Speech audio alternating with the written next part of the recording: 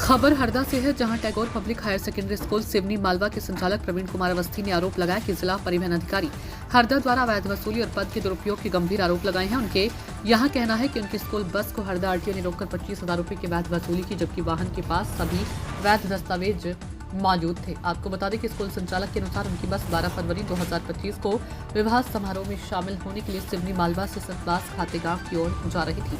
वाहन के लिए परिवहन विभाग से विधिवत शुल्क जमा कर अस्थायी परमिट लिया गया था।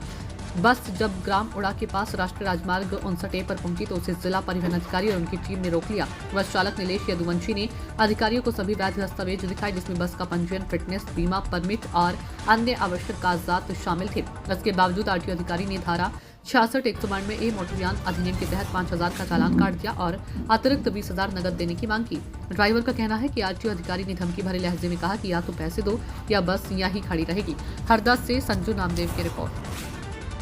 माननीय मुख्यमंत्री महोदय, मध्य प्रदेश शासन एवं माननीय परिवहन मंत्री उदय प्रताप सिंह जी से मेरा विनम्र निवेदन है कि हरदा आरटीओ आम जनता के साथ, वाहन मालिकों के साथ अड़ीबाजी कर खुलेआम लूट कर रहे हैं और कोई बोलने वाला नहीं। दिनांक 12/2/2025 की घटना है। मेरी एक गाड़ी MP 05P 0262 जो कि विधिवत परमिट लेकर सिवनी मालवा से सतवासा वाया खातेगांव आरटीओ नर्मदापुरम से विधिवत परमिट लेकर जा रही थी। दिन के 12 बजे की घटना है।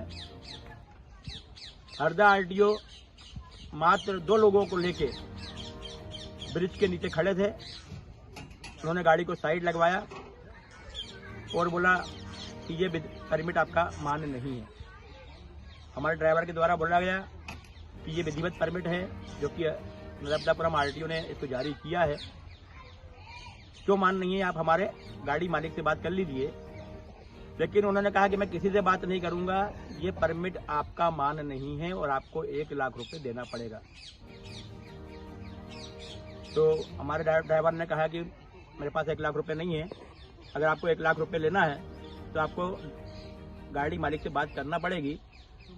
तो परिवहन अधिकारी ने कहा कि मैं किसी से भी बात नहीं करूंगा, आपको तो 1 लाख रुपए देना पड़ेगा।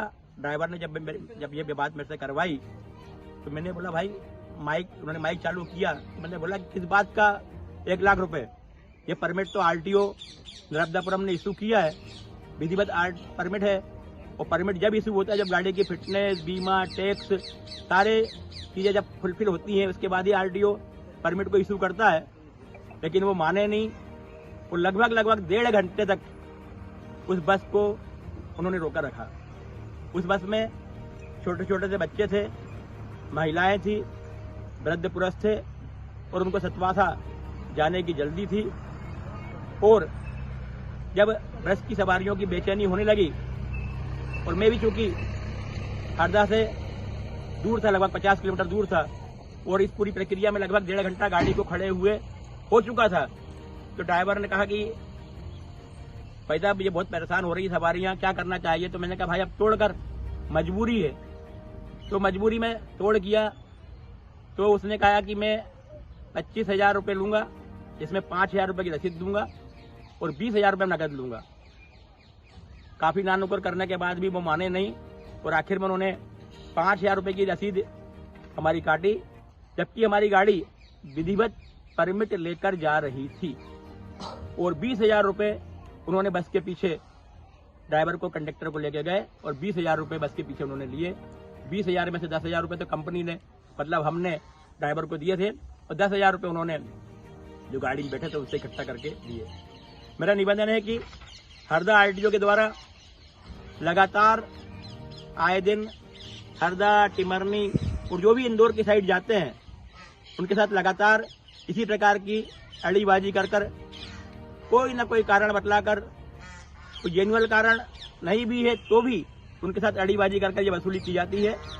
और यही कारण है कि जब पूरे मध्य प्रदेश में भारतीय जनता पार्टी को आशातीत सफलता मिली, मध्य प्रदेश में लगातार विकास के काम हुए और लाडली लक्ष्मी योजना के माध्यम से महिलाओं को 1000 रुपए की योजना लागू की और इस कारण पूरे मध्य प्रदेश में भारतीय जनता पार्टी को आशातीत सफलता मिली।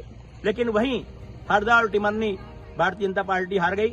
तो ये हरदा और टिमरनी के जनप्रतिनिधियों के लिए गौर करने की बात है, ये शासन और प्रशासन के लिए गौर करने की बात है कि ऐसे अधिकारी जो लगातार उस क्षेत्र की जनता को, न केवल उस क्षेत्र की जनता को बल्कि इंदौर की ओर जाने वाले सभी लोगों को परेशान कर रहे हैं और उसके कारण आम जनता इतनी निरुष्ट थी कि हरदा और टिमरनी की जनता ने भारतीय जनता पार्टी को हरा दिया।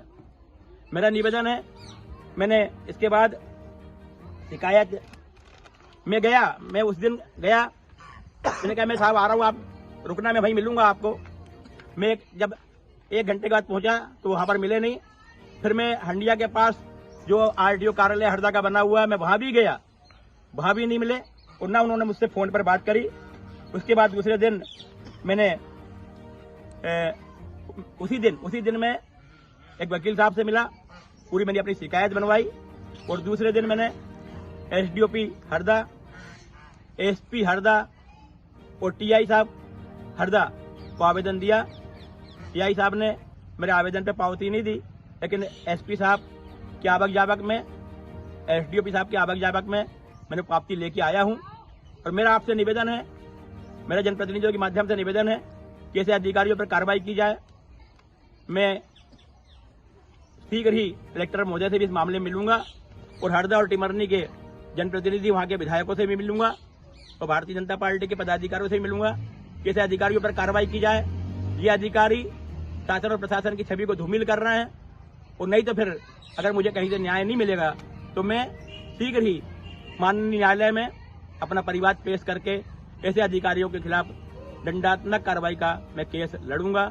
मेरा निवेदन है कि ऐसे अधिकारियों को वहां से शीघ्र हटाना चाहिए ताकि आम जनता को इस प्रकार की परेशानियों से का सामना नहीं करना पड़े और नहीं तो यह लगातार शासन प्रशासन की छवि खराब करेंगे। एक प्रकार से हमारे ड्राइवर को ऐसे अधिकारियों ने डिजिटल अरेस्ट कर लिया। जो डिजिटल अरेस्ट की बात हम सुनते हैं मोबाइल के माध्यम से, टीवी के माध्यम से, इन्होंने किसी से बात नहीं करी। मैंने हमारे क्षेत्रीय विधायक वर्मा जी को फोन लगाया कि वर्मा जी आप बात तो करो कि मेरे पास पूरे कागज हैं, इन्होंने बात नहीं करी। मैंने हरदा के